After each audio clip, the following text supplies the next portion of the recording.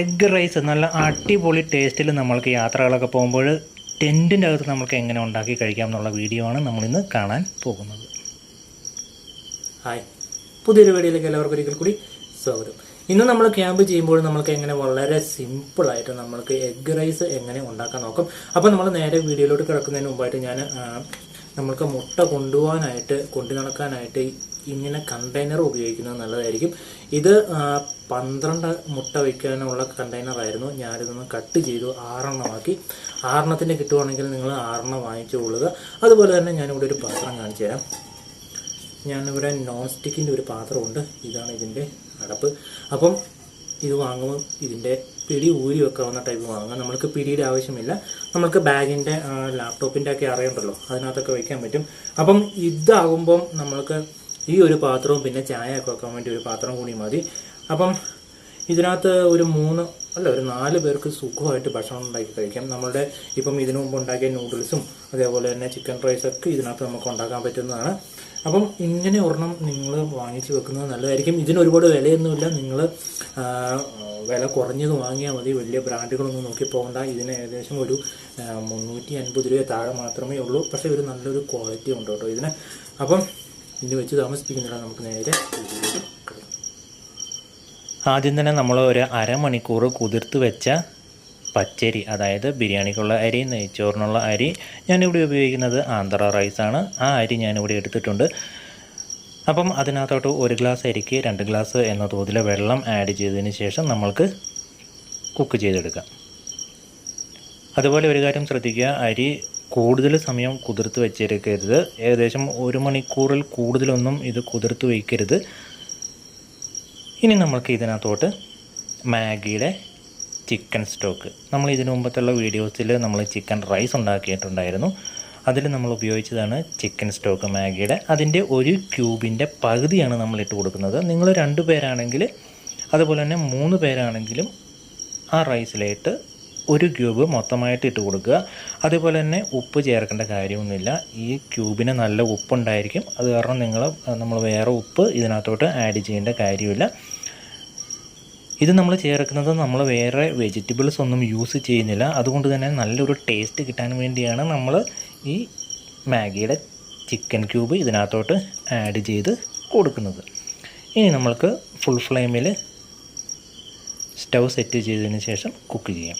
ഒരു പ്രാവശ്യം ആവി വരാൻ തുടങ്ങിയിട്ടുണ്ടെങ്കിൽ പിന്നീട് ലോ ഫ്ലെയിമിലേക്ക് വെച്ചിട്ട് കുക്ക് ചെയ്യേണ്ടതാണ്.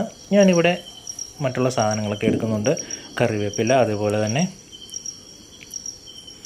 വെളുത്തുള്ളിയുടെ ഒരു 2-3 എതൾ, മല്ലിയില, ഒരു സവോള. ഈ സമയത്ത് നിങ്ങൾക്ക് പച്ചക്കറികളൊക്കെ ഉണ്ടെങ്കിൽ അതുകൂടി കട്ട് ചെയ്ത് എടുക്കാവുന്നതാണ്. നമുക്ക് ഈ യാത്രകളിലൊക്കെ പച്ചക്കറി കൊണ്ടുവന്ന് നടക്കാൻ ബുദ്ധിമുട്ടാണ്. അതുകൊണ്ടാണ് ഞാനിവിടെ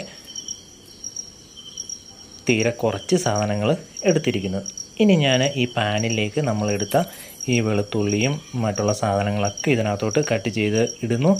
നിങ്ങൾ മറ്റുള്ള വെജിറ്റബിൾസ് യൂസ് ചെയ്യുകയാണെങ്കിൽ എല്ലാം കൂടി ഒരുമിച്ച് കട്ട് ചെയ്തിട്ടാൽ മതി. നമ്മൾ തരംതിരിച്ച് പ്രത്യേകിച്ച് വാട്ടിയെടുക്കേണ്ട കാര്യമൊന്നുമില്ല. എല്ലാം കൂടി ഒരുമിച്ച് കട്ട് ചെയ്ത് മിക്സ് ചെയ്തെടുത്തതിന് ശേഷം കുക്ക് ചെയ്ത് ഉപയോഗിക്കാവുന്നതാണ്. നമ്മളെന്തായാലും ഇവിടെ വെജിറ്റബിൾസ് ഒന്നും ഉപയോഗിക്കുന്നില്ല.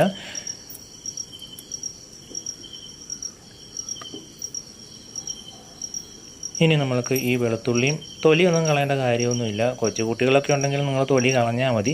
നമ്മൾക്കിങ്ങനെ ചതച്ച് ഇതിനകത്തോട്ട് ഇട്ട് കൊടുക്കാം. തക്കാളിക്ക് പകരമായിട്ട് നമ്മൾ ഉപയോഗിക്കുന്നത് കെച്ചപ്പാണ്. സോസ് ആണെങ്കിലും നിങ്ങൾക്ക് ഉപയോഗിക്കാം. അതൊക്കെ ആകുമ്പോൾ നമ്മൾക്ക് വളരെ ഈസി ആയിട്ട് കൊണ്ടു നടക്കാൻ പറ്റും. അതുകൊണ്ടാണ് ഞാൻ ഇതൊക്കെ ചൂസ് ചെയ്യുന്നത്. ഇതാണ് ഇതിൻ്റെ മൂടി. ഈ മൂടി നല്ല രീതിയിലൊന്ന് ക്ലീൻ ചെയ്തെടുത്തതിന് ശേഷം നമുക്ക് മൂടാൻ വേണ്ടി ഉപയോഗിക്കാം. അതോടൊപ്പം തന്നെ നമുക്ക് 2 പേരുണ്ടെങ്കിൽ കഴിക്കാൻ ഒരു പാത്രവും കൂടിയായി അത് കേട്ടോ. ഇപ്പം ഏകദേശം റൈസ് റെഡി ആയിട്ടുണ്ട്. നമുക്ക് തുറന്നു നോക്കാം. ഏകദേശം വെള്ളം വറ്റി വരുന്നുണ്ട്. വെള്ളം മൊത്തമായിട്ട് വറ്റണമെന്നില്ല. നമ്മൾക്ക് ഏകദേശം ഒരു ചെറിയ നനവല്ല, നല്ല രീതിയിൽ ഒരുവിധം അതിൻ്റെ താഴ്ഭാഗത്ത് വെള്ളം ഉണ്ടെങ്കിലും കുഴപ്പമൊന്നുമില്ല. പിന്നെ നമ്മൾക്കത് വറ്റിച്ചെടുക്കാവുന്നതേ ഉള്ളൂ. നമുക്കെന്തായാലും റൈസ് ഏകദേശം പാകമായിട്ടുണ്ട്. മൊത്തം റെഡിയാകണമെന്നില്ല. അത് നമ്മൾക്ക് ഇറക്കി വെച്ചതിന് ശേഷം സ്റ്റൗ ഓഫായിട്ടുണ്ടായിരുന്നു. സ്റ്റൗ ഓൺ ചെയ്തതിന് ശേഷം നമ്മുടെ പാനിലിരിക്കുന്ന സാധനങ്ങളൊക്കെ നമ്മൾക്ക് വാട്ടിയെടുക്കാം. അപ്പോൾ നിങ്ങൾ പച്ചക്കറി ആണെങ്കിൽ ഞാൻ പറഞ്ഞ പോലെ എല്ലാം തരംതിരിച്ച് വഴറ്റൊന്നും വേണ്ട. എല്ലാം കൂടി ഒരുമിച്ച് അങ്ങ് മുറിച്ചിടുക. അതിനുശേഷം ആവശ്യത്തിന് എണ്ണ ഒഴിച്ച് കൊടുത്തതിന് ശേഷം മൂടി വെച്ചാൽ മതി. നല്ല രീതിയിൽ അതങ്ങ് വഴറ്റുന്ന രീതിയിലോട്ട് നമ്മൾക്ക് ആയി കിട്ടും. പ്രത്യേകിച്ച് നമ്മൾ ഈ മൂടി വെക്കുമ്പോൾ നമ്മൾ പ്രത്യേകിച്ച് ഇതിനകത്ത് ഇളക്കേണ്ട കാര്യമൊന്നുമില്ല. ഇപ്പം ഏകദേശം കണ്ടോ നല്ല രീതിയിൽ എല്ലാം ആ സ്റ്റീമിലും കൂടി നല്ല രീതിയിൽ നല്ല രീതിയിൽ വാടി കിട്ടിയിട്ടുണ്ട്. അപ്പം ഇനി നമ്മൾക്ക് ഇതിനകത്തോട്ട് മുട്ട ആഡ് ചെയ്ത് കൊടുക്കാം. ഞാനിവിടെ ഒരു മുട്ടയാണ് എടുക്കുന്നത്. അപ്പം നല്ല രീതിയിലൊക്കെ കഴിക്കുന്നവരാണെങ്കിൽ 2 മുട്ട ഉപയോഗിക്കാവുന്നതാണ്. അപ്പം 2 പേരൊക്കെ ആണെങ്കിൽ 3 മുട്ട കറക്റ്റാണ് കേട്ടോ. 3 മുട്ട ആഡ് ചെയ്ത് കൊടുക്കാവുന്ന 2 പേര് കഴിക്കാനാണെങ്കിൽ നല്ല കറക്റ്റായിരിക്കും. അപ്പം നിങ്ങൾക്ക് ആവശ്യാനുസരണം മുട്ട ആഡ് ചെയ്ത് കൊടുക്കാവുന്നതാണ്. ഇനി നമ്മൾക്ക് ഇതിനകത്തോട്ട് കുറച്ച് മസാലകൾ ആഡ് ചെയ്ത് കൊടുക്കാം.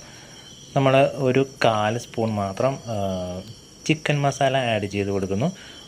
അതുപോലെ തന്നെ ഞാനിവിടെ ഉപയോഗിക്കുന്ന മുളക് പൊടി എന്ന് പറയുന്നത് നമ്മുടെ കാശ്മീരി മുളക് പൊടിയാണ്. നമുക്കൊരു നല്ല കളർ കിട്ടണം. അതോടൊപ്പം തന്നെ കുറച്ച് എരിവും കൂടി കുറവായിരിക്കണം. അതുകൊണ്ടാണ് കാശ്മീരി മുളക് പൊടി ഇവിടെ ഞാൻ ഉപയോഗിക്കുന്നത്. അതും ഒരു 1/4 സ്പൂണ് ഇട്ട് കൊടുക്കുന്നു.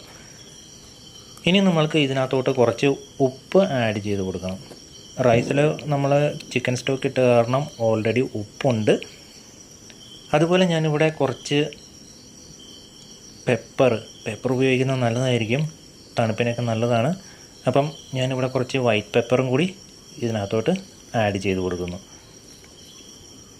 അത് നമ്മൾക്ക് എങ്ങനെയാണോ എരിവ് ഉപയോഗിക്കുന്നവരുടെ കണക്കനുസരിച്ച് നിങ്ങൾക്ക് ആ രീതിയിൽ അങ്ങ് ഉപയോഗിക്കാവുന്നതാണ്. ഇനി കുറച്ച് ഉപ്പും കൂടി ഇട്ട് കൊടുക്കാം.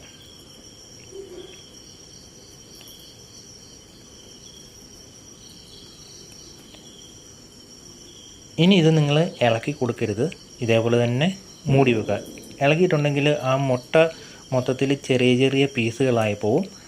അതുകൊണ്ട് നമ്മൾക്ക് മുട്ട ഒരു ചെറിയ ഓരോരോ കഷ്ണം പോലെ കിട്ടണം. അതുകൊണ്ട് നമ്മൾ ഇപ്പം ഇളക്കുന്നില്ല. അത് മൂടി വെച്ച് നല്ല ഒരു പരുവ് ആയതിനു ശേഷം മാത്രമേ നമ്മൾ ഇളക്കത്തുള്ളൂ. അത് അങ്ങനെ നമ്മൾ തീരെ തരിയായിട്ട് അങ്ങ് ഇളക്കി വിടുകയാണെങ്കിൽ അതൊരു നമുക്കൊരു രസം വരത്തില്ല. ആ മുട്ടയുടെ പീസുകളൊക്കെ നമ്മൾക്ക് ചോറിൽ പ്രത്യേകമായിട്ട് കാണാൻ പറ്റത്തില്ല. അതുകൊണ്ട് നമ്മൾ മുട്ട ഒന്ന് നല്ല രീതിയിൽ ഒന്ന് കുക്കായി വന്നതിന് ശേഷമാണ് നമ്മൾ നല്ല രീതിയിൽ ഇളക്കി കൊടുക്കേണ്ടത്. ഇപ്പം കണ്ടോ മുട്ട നല്ല രീതിയിൽ വെന്തിട്ടുണ്ട്. ഇനി നമ്മൾക്കിതിങ്ങനെ ചെറിയ പീസുകളായിട്ട് നമുക്ക് നല്ല രീതിയിൽ ഇളക്കിയെടുക്കാം. ഇപ്പം ഞാൻ നല്ല രീതിയിൽ ഇളക്കി ഒരു ചെറിയ പീസ് പരുവാക്കിയിട്ടുണ്ട്. ഇനി നമ്മൾക്ക് ഇതിനകത്തോട്ട് നമ്മൾ നേരത്തെ കുക്ക് ചെയ്ത് വെച്ച ചോറ് ഇതിനകത്തോട്ട് ആഡ് ചെയ്ത് കൊടുക്കാം.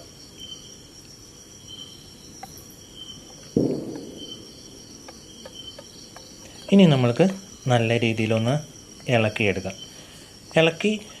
നമ്മൾ ഇത് അന്നേരം കഴുകിയരുത്. നമ്മൾ ഈ ഇളക്കിയതിന് ശേഷം മൂടി കുറച്ച് സമയം വെച്ചതിന് ശേഷമായിരിക്കണം കഴിക്കേണ്ടത്. അതിനു മുമ്പ് നമുക്ക് 1 സ്പൂണ് സോയാ സോസും കൂടി ഒഴിച്ചു കൊടുക്കാം. നല്ലൊരു ടേസ്റ്റിനും അതേപോലെ തന്നെ നമ്മളുടെ ചോറിനൊരു നല്ല കളർ വരും. ഒരു നല്ല തട്ടുകട സ്റ്റൈല് ഒരു ടേസ്റ്റും വരും. അതിനു വേണ്ടി നമ്മൾക്ക് 1 സ്പൂണ് സോയാ സോസും കൂടി ഒഴിച്ചു കൊടുക്കാം. അതിനുശേഷം ഇത് മൂടി വെക്കുന്നു. മൂടി വെച്ച് നമ്മുടെ ഇതിൻ്റെ ഈ മൂടി നല്ല ചൂടാകുന്നോടം വരെ ലോ ഫ്ലെയിമിൽ വെച്ചേക്കുക.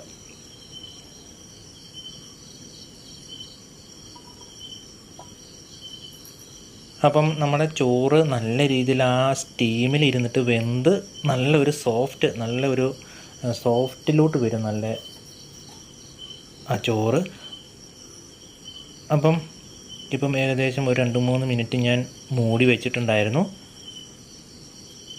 ഇപ്പം ഞാൻ ഇതിൻ്റെ ഫ്ലെയിം ഓഫ് ചെയ്തിരിക്കുകയാണ്. ഇപ്പോൾ കണ്ടോ, ചോറ് വേകാനോ എന്തെങ്കിലുമൊക്കെ കുറച്ചും കൂടി വേകാനൊക്കെ ഉണ്ടെങ്കിൽ അത് നല്ല രീതിയിൽ വെന്ത് കിട്ടും. അതേപോലെ തന്നെ ചോറ് നല്ല സോഫ്റ്റായിട്ട് കിട്ടുകയും ചെയ്യും. ഇനി നമ്മൾക്ക് ആ സോയാ സോസ് ഒഴിച്ച കാരണം നമ്മൾക്ക് എല്ലാം കൂടി ഒന്ന് ഇളക്കി യോജിപ്പിച്ചെടുക്കാം.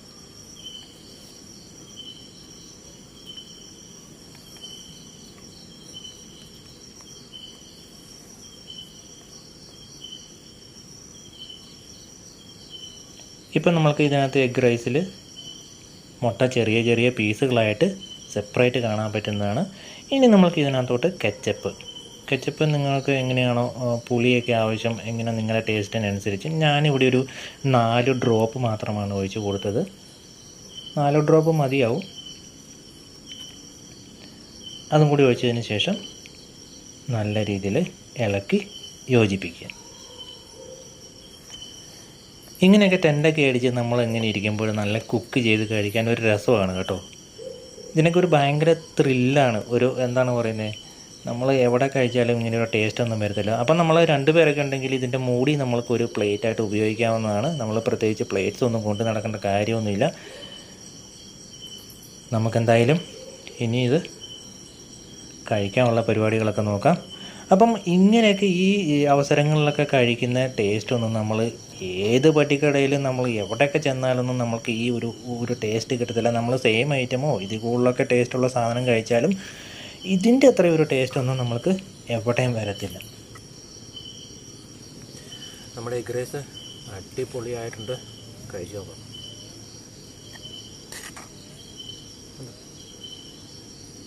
സൂപ്പർ.